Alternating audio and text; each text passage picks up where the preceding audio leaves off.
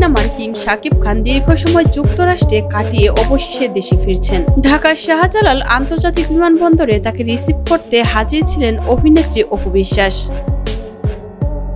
বিমানবন্দরে আসতে তার ভক্তরা তাকে ঘিরে ধরেছে, তাই শাকিব খানের সাথে দেখা করতে তার ভক্তরা যেন বিমানবন্দরে ছুটে গিয়েছে। অন্যদিকে অভিনেত্রী অপু বিশ্বাসও সেখানে ছুটে গিয়েছে।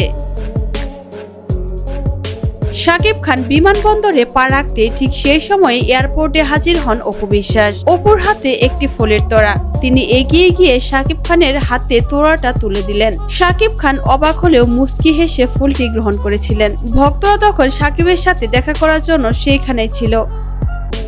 ক্যামেরার সামনে শাকিব খান বলেন, দেশে ফিরতে সবসময় ভক্তদের ভালোবাসা পাই। আজ অপু এসে শুভেচ্ছা জানিয়েছে, এটা আমার জন্য বিশেষ একটি মুহূর্ত। অপু বিশ্বাস সংক্ষেপে বলেন, শাকিব দেশের গর্ব, ওকে স্বাগত জানাতে আসাটা আমার দায়িত্ব মনে হয়েছে।